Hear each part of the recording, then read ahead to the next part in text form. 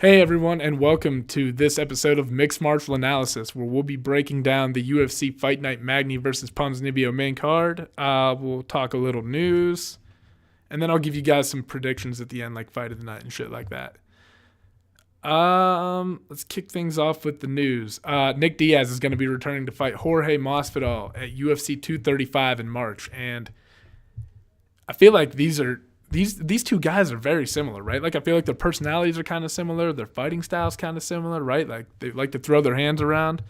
They're both aggressive. They like to come forward. I think this is a great fight for fans, and I feel like weirdly, if you're a fan of Nick Diaz and that type of personality, like advocate of smoking pot and all that, just all the shit that Nick Diaz embodies, right? You're probably a fan of Masvidal. I feel like they're not too far away from each other. Like I feel like, if you're drawn to the type of person that Nick Diaz is, and you probably like Jorge Masvidal too. I fucking like both guys. I think they're entertaining. I think they're unique. I think they, like I said earlier, they just like to fucking fight. Like they like to throw down. So in my mind, this is a great move for the UFC. And this isn't probably going to headline a card, but I mean, it fucking could. Nick Diaz could sell a pay-per-view, no doubt, especially after everything Conor and Nate. And, I mean, the Diaz brothers were famous up until that point. So then when the McGregor fans got to witness the Diaz brothers, the popularity went through the roof again, right? I mean, people love the Diaz brothers. People are committed to those motherfuckers. So, great fight. I mean, it could sell it could probably headline a pay-per-view. Another matchup. Well, this isn't confirmed. There's just been a lot of talk going on about it. But Donald Cowboy Cerrone wants to fight Conor McGregor, and don't get me wrong, I have no problem with that fight. I think it's a good fight. I think it's a fan-friendly fight. I think it's an interesting matchup for Conor. You got a guy who's savvy on the ground, as we saw this past weekend when he beat Mike Perry when he caught him in that armbar.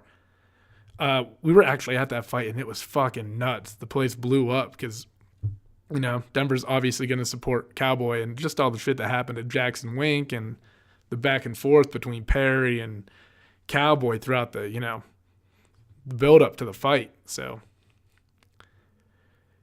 fucking place blew up when he won. But I think it's a good fight, but I'll tell you, okay, so I've got an interesting business move that, by the way, will probably never fucking happen.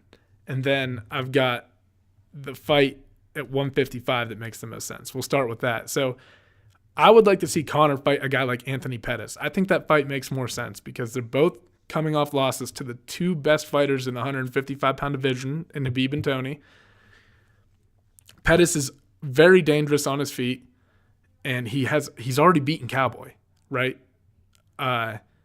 He's savvy off of his back. He's tricky. I mean, he's got like 9 submission wins, right?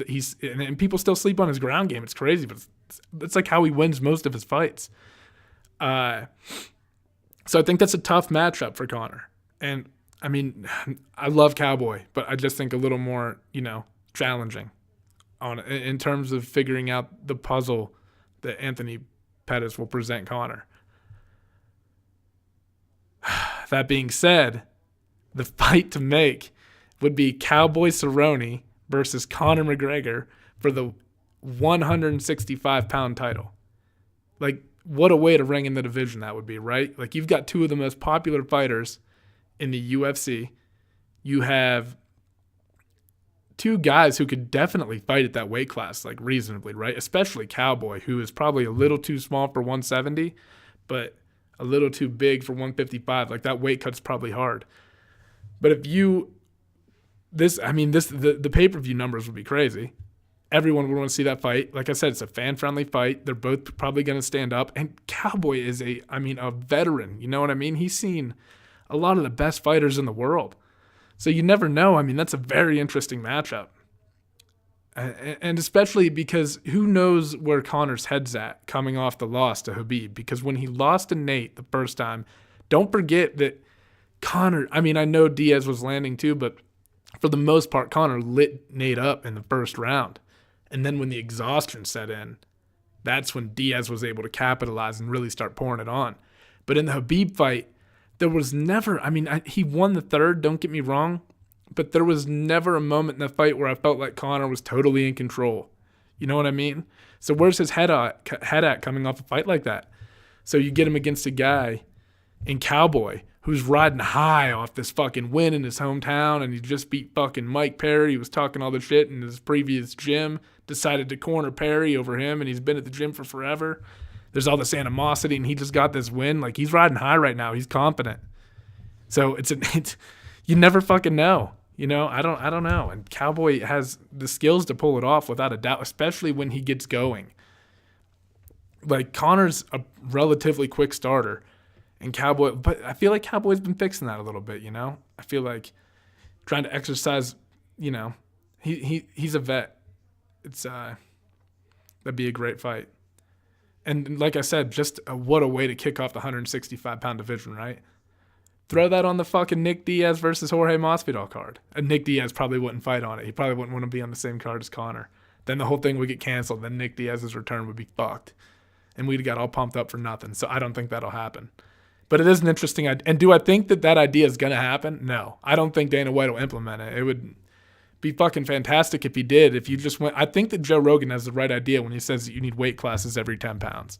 I think that's the way to go up until you hit like above 200, because those guys, I feel like there's like a point of diminishing returns, right? Like you get to, it should go like 205, 225, 265. And then I think we should just bring in the big motherfuckers and let them fight too.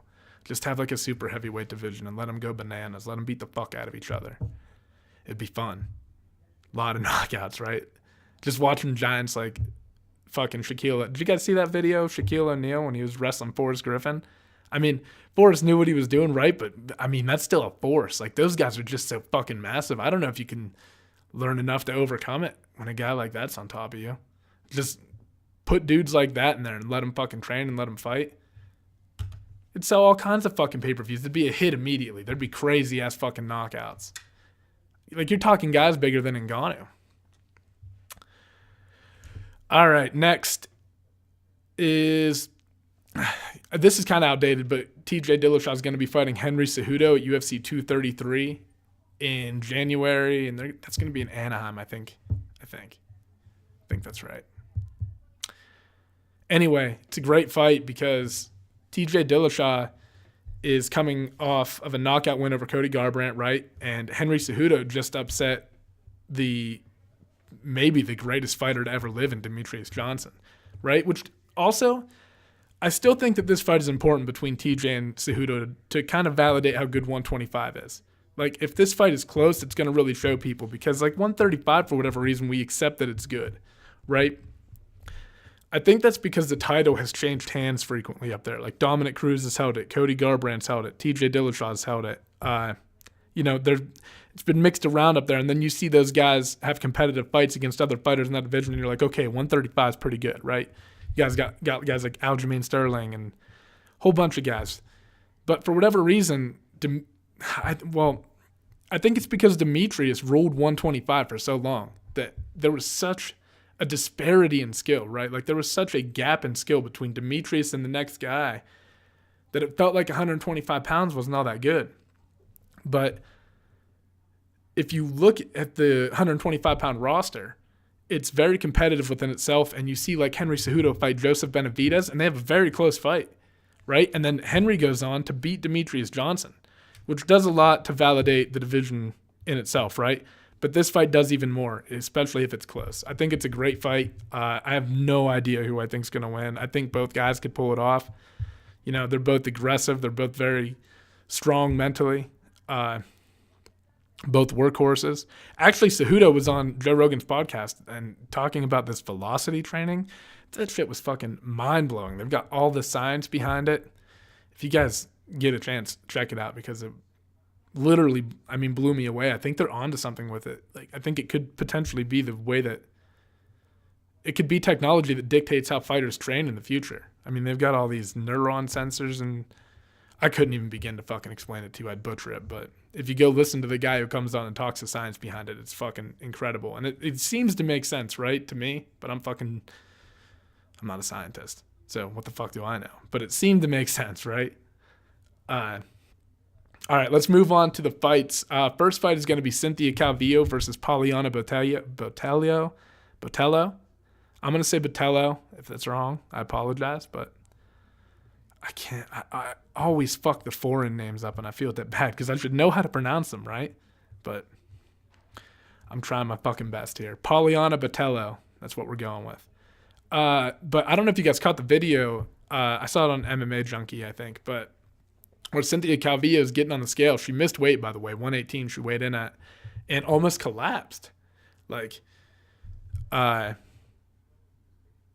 the scale. Like, passed out almost and got caught, and like, I don't know. It was hard to watch because, you know, this weight, doesn't this feel like this weight cutting thing has been way more of a problem in the past like 2 or 3 years versus like even 5 years ago? I mean, I feel like this has happened.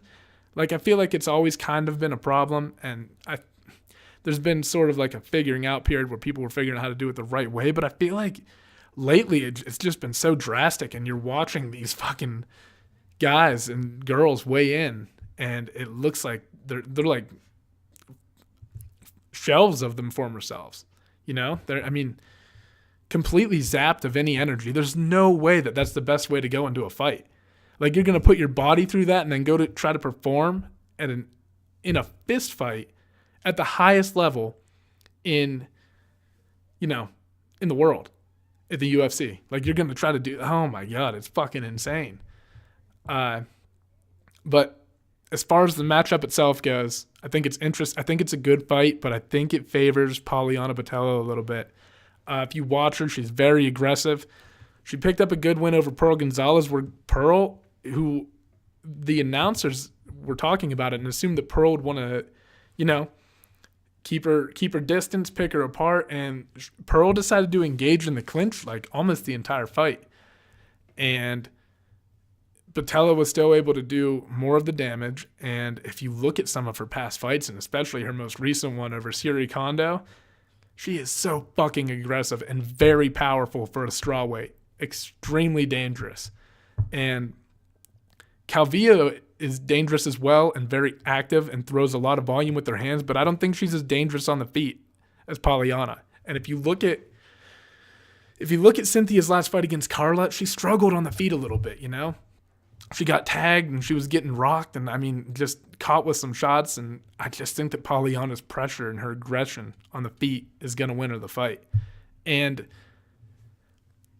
also, like I said, in the Pearl Gonzalez fight, Pearl was trying to drag her to the ground and she just couldn't. Poliana just had a great base, digging for underhooks, doing all the fundamental things right to avoid the takedown. And I think that is where Calvillo's best chance to win will be.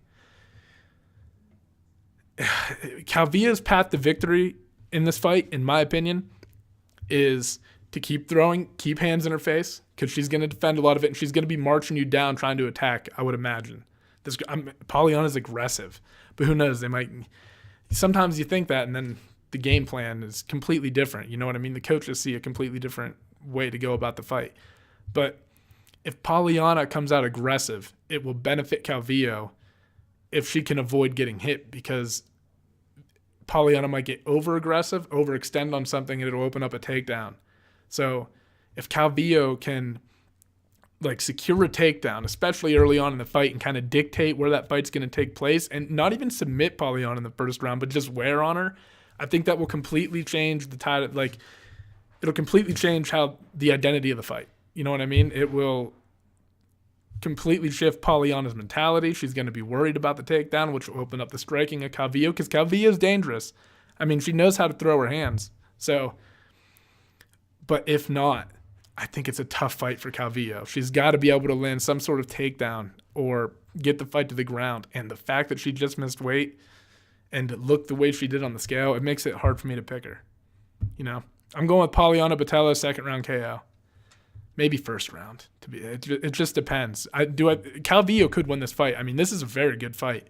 Make no mistake. I'm just with the weight cutting and, like I said, the aggression of Poliana, and especially if Poliana knows that Calvillo missed weight, she's going to be angry coming forward. I don't know. I just got a feeling that Poliana is going to win, and I think it'll be an impressive one.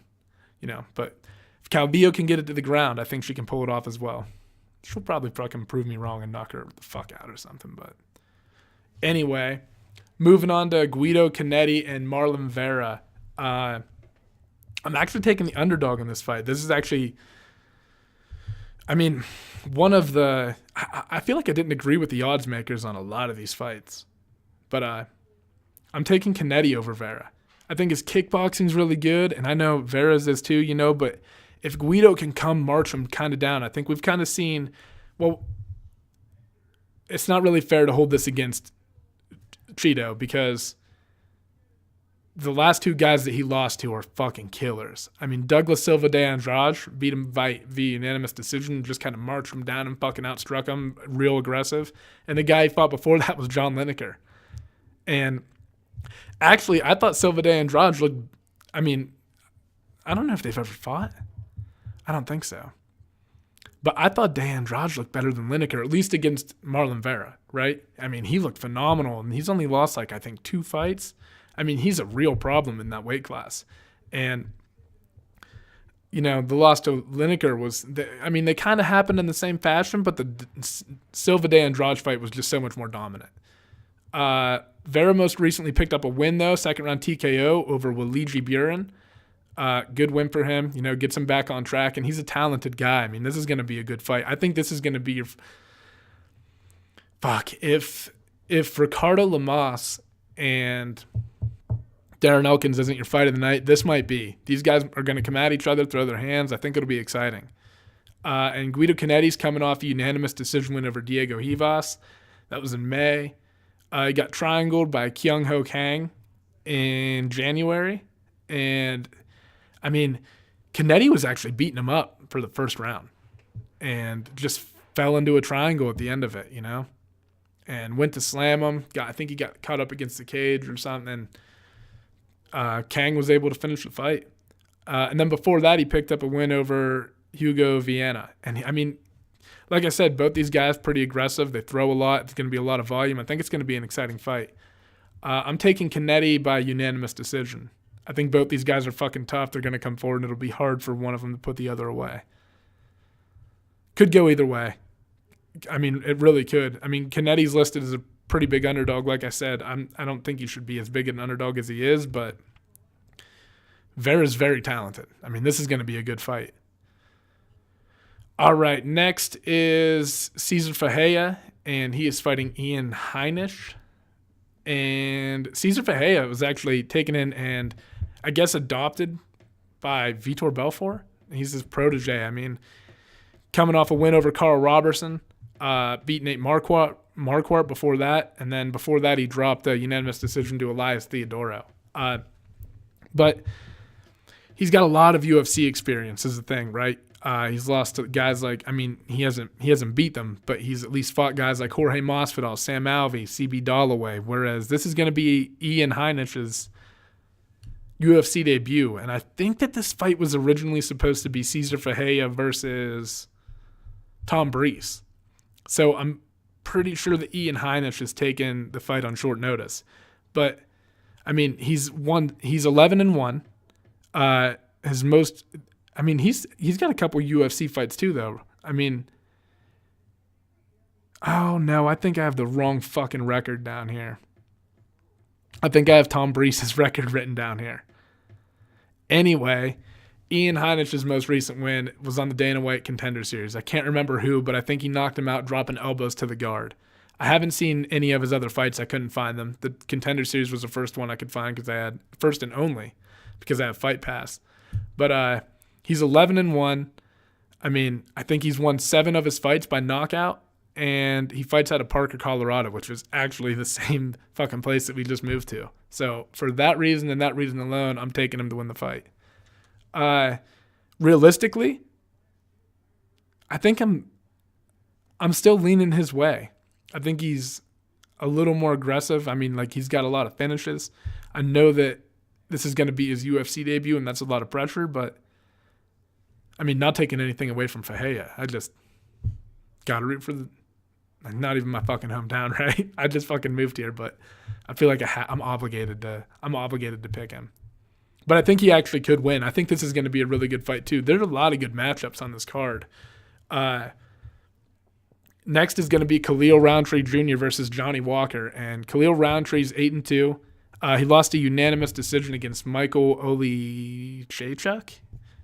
I think I'm fucking close, but I don't know if it's right.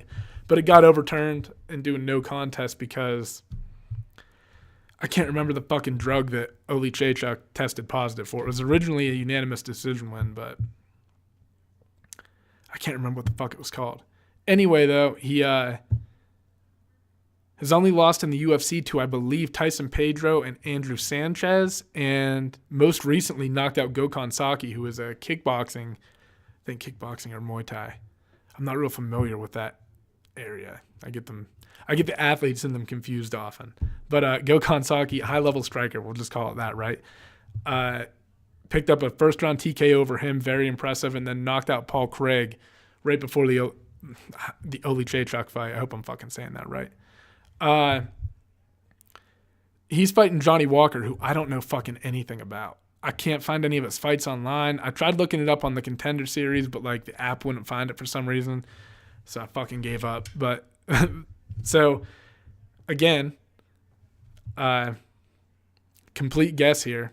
Like I didn't know a whole lot about the Ian kid, and I don't know a whole lot about the Johnny Walker kid. But I'm taking Khalil Roundtree just because of UFC experience, knockout potential. But this Johnny Walker kid, he's won 6 in a row, and his win streak is littered with KOs. I mean, this guy's a fight finisher, so this could go either way. Don't take my advice on the Khalil Roundtree pick. I just feel like I've seen him fight. I know how dangerous he is, and I've seen him fight in the UFC. But this fight's a fucking toss-up. I honestly have no clue. I would not bet on this fight. Because you could get this fucking this Johnny Walker kid could be a fucking phenom. You know, he's 13-3. He's on a roll right now, knocking people the fuck out. I don't know. I don't know what to expect. Next, we have Ricardo Lamas versus Darren Elkins. And this is number 12 versus number 13. But don't get too hung up on the number beside Ricardo Lamas' name. I feel like that's kind of shifted the odds makers a little bit to think like, I feel like nothing against Darren Elkins. I mean, he's gritty. He's fucking tough. He's an excellent fighter. I mean, he's beaten Michael Johnson, that crazy comeback win over Mirsad Bektic where he kicked him in the fucking head after losing the whole fight. I mean, Darren Elkins is a warrior and very talented. But I feel like the number beside Lamas' name hurts. I mean, it doesn't hurt him. I think Lamas is a great bet in this. I think he's like a negative 170, which is reasonable. But I feel like Lamas is still a top 5 featherweight. I mean, he's really good. And he's only really, I mean, okay, Mirsad Bektic looked like a fucking world beater, right? And I think that was a split decision. I mean, Bektic is very good. And then he got clipped by Josh Emmett before that. But knocked out Jason Knight in the first round. He's beaten Charles Oliveira, Diego Sanchez, Dennis Bermudez, Cub Swanson. I mean, the list goes fucking on. He's fought the who's who at 145. His only losses have come to really elite competition. Like I said, Mirsad Bektic is very talented. He's a potential championship challenger. And the guys that Lamas has lost to are Jose Aldo, Chad Mendez, Max Holloway. You know, those type of guys. Those elite fighters. So I think that the number 12 beside Ricardo Lamas' name is wrong. He is a bad motherfucker. And he's fighting a guy in Darren Elkins who is as tough as they come. I think technically Lamas is just better. I think he's going to outpoint him. Nothing, like I said, nothing against Darren. I love watching Darren fight. But being realistic, I think, you know, like I said, I know Darren Elkins has beaten Michael Johnson. And I know that he's beaten Dennis Bermudez. You know, I just feel like Ricardo Lamas is going to be too much for him. And I like both guys. I mean, like I said, don't be surprised if Elkins just weathers the storm and somehow wears him out like he did Bektic and comes away with a win. Or just goes out there and outgrinds him. You know what I mean? Pushes him up against the cage, takes him down. That's the way he wins this fight. If this fight stays at distance and it turns into like a boxing match, I feel like it'll look like a lot like the first round of the Michael Johnson versus Darren Elkins fight. But again, the reason I think this is going to be fight of the night is because of Elkins' ability to absorb punishment. I mean, he can just take so fucking much of it. He got really beat up in the Volkanovski fight too, which is his most recent loss. And he's so hard to put away. Even when you think you have him in extreme danger, he's just got something inside him that lets him keep pushing through it. right? He's a fucking animal. So you never know. But my prediction is that Ricardo Lamas is probably going to finish him in third round. I think like late third round, Lamas will finally wear on him. But you'll see a really good fight up until then. Could go the distance with as tough as Elkins is. I just think he took a beating in his last fight, and I think it'll catch up to him in this one. So did Lamas, though.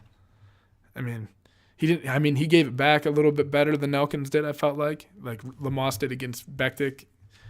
It was more competitive than Elkins versus Volkanovski, but goddamn. All right, and finally, we are on to the main event, and we've got number 8 ranked Neil Magny fighting number 10 ranked Santiago Ponzinibbio for, and it's not a welterweight title, but it is 5 rounds. It's the main event. Neil Magny's fresh off a win over Craig White, who stepped in on short notice when I can't remember who Magny was supposed to fight. It was like Gunnar Nelson or something, but the fight got canceled, and this kid stepped in on short notice and just got, Neil Magny did what he was supposed to do in that fight. He went in and picked up a decisive first-round knockout win. Before that, coming off he had a unanimous decision win over Carlos Condit, who, not taking anything away from Magny. It was a good win. He looked very sharp, but it looked to me like Condit's timing was off. He was a little bit slow, delayed reactions on things. Whether that was due to octagon rust, I don't know. But it was he just looked a little like something wasn't quite right, like things weren't clicking. And then before that, Magny fought Rafael dos Anjos, and Rafael dos Anjos kicked the legs out from underneath Magny, got on top of him, and just, absolutely smothered him until he locked up an arm triangle. And, it was really he sliced right through him. It wasn't even that competitive, and Neil Magny is a top tier welterweight. You know what I mean? Like, he's very talented. He's definitely top 10. He's ranked number 8 right now, but that ranking is accurate. You know what I mean? And the way Dos Anjos just really, controlled the fight from start to finish was very impressive. And that says something about how good Colby Covington is then, right? Because Colby Covington went out there and outgrinded Rafael dos Anjos. That's fucking insane. But Neil Magny's a guy who's beaten guys like Johnny Hendricks. He KO'd Hector Lombard, beat Kelvin Gastelum. And, his losses are against guys who are pretty good too. Lorenz Larkin, Damian Maia, guys like that. And he's active. He fights often. Like, he's been doing this a lot, right? And he's fighting Santiago Ponzinibbio. He's 27-3. Most recently picked up a really dominant win. It was back and forth, but mostly dominant win, right, over Mike Perry. Knocked out Gunnar Nelson before that in the first round, and then picked up a unanimous decision win over Nordine Taleb. Santiago Ponzinibbio is a fucking killer. Like I said, he's only lost 3 fights. He's won 15 of his fights by knockout, 6 of them by decision, and 6 of them by submission. So he's well-rounded. He can go the distance. He can knock you out. He can submit you. He's a strong wrestler. He fights well at range. He fights well at close distance. He's very, very good. And I think an underrated fighter in the division. I think people are going to realize how good he is maybe in this fight. But I'm taking Magny. I think it's going to be a good fight. I think it's going to be a tough fight for both guys. It's going to require a lot of in-fight adjustments. Right? Like, whoever makes the better adjustments is going to win this fight. But I think the difference is going to be Magny's reach. I think that Ponzinibbio is used to fighting on the outside and finding some success with guys that are pretty similar size, right? Gunnar Nelson was fighting kind of sideways, hands low. I don't know. Not taking anything away from the knockout. And that's Gunnar Nelson's style, I guess, right? But it didn't surprise me necessarily that Gunnar got caught in that fight. But against like a guy like Mike Perry, who brings it. Fuck. I lost my train of thought. Anyway, good fight. I just feel like I said, Ponzinibbio is going to be used to fighting at a certain range and controlling and winning that range. And I think when he tries to fight at that range against Magny, it's going to surprise him and he's going to get caught off guard a little bit by it. And Magny will be landing more efficiently. And the adjustment might be for Ponzinibbio to either take him down, close the distance, rip more body shots. Ponzinibbio is excellent at ripping leg kicks. Look for that to be a big factor in this fight. I'd look for him to be beating up the lead leg of Magny, because if so, it will allow him to apply more pressure and control where the fight's taking place, right? So, I mean, fuck. It's a close fight. I mean, this could go either way. I would not want to bet on this fight. I just think Magny's going to control the distance for a couple rounds, and then so the path to victory that I kind of just laid that I think Ponzinibbio is going to have to take is accurate. But if Magny's going to win, he's going to have to control that range, counter him when he comes in close, be well prepared for takedowns. You got to be checking leg kicks. I think Magny's going to do all that, though, and I think he's going to dominate him not dominate him. I think it's going to be a close fight. Don't get me wrong. But I think he's going to be able to control the distance and make the fight take place where he wants it to. And he'll be a little bit longer. He'll be able to land from a little bit further away. I think Ponzinibbio is going to have a little bit of a hard time reaching him. And I just think Magny's going to outpoint him, be able to defend the takedowns, because once you start landing and defending the takedowns, it becomes a little bit easier, because the guy's he gets desperate. He doesn't start setting him up as well because you're dotting him up and he can't hit you. Like, if he can't hit you, he can't set up a takedown. So, I don't know. I feel like the fight, it could go either fucking way. Coin flip fight. I'm taking Magny, and probably a unanimous decision. I think Ponzinibbio is tough. I think he's going to keep coming, and Magny has the cardio to keep going with whatever kind of pressure Ponzinibbio wants to bring to the table. I do think that Magny's going to have to fight well while moving backwards and counter well, though. At first, like, to start getting things set up and establish that range, he's got to start landing. And I bet Ponzinibbio is going to be wanting to push the action, so he's got to be ready. All right. Predictions for fight of the night, probably, like I said, I think it's going to be Ricardo Lamas versus Darren Elkins. But look for that Guido Canetti and Marlon Vera fight to be a barn burner as well. Underdog watch, Guido Canetti. And the fight that I don't think will go the distance, probably Khalil Roundtree and Johnny Walker. Those guys have very high finish rates. They're, explosive. I haven't seen the Johnny Walker kid fight a lot. I'm just assuming that he's explosive if he has a whole bunch of fucking knockouts on his record, right? So we'll see. I think that'll be a fun fight. Probably going to end in a finish. Probably not going the distance. I'll probably roll one of these out again next week. I'll probably do an aftermath show for this one. And I was going to talk about Bellator a little bit, but I already read the results, so it kind of spoiled it for me. I'm not going to tell you guys because that would fucking suck if you guys were planning to watch the fights tonight and I just read out the results. But yeah, I'll let you guys watch that and everything since I already fucking know. I couldn't talk about them, right? I couldn't talk about any of those fights because I already know what the fuck happened. But all right, thanks for listening, guys. Follow us on Instagram at Mixed Martial Analysis, right? Same thing on Facebook, I think. And then subscribe to the channel. Thank you.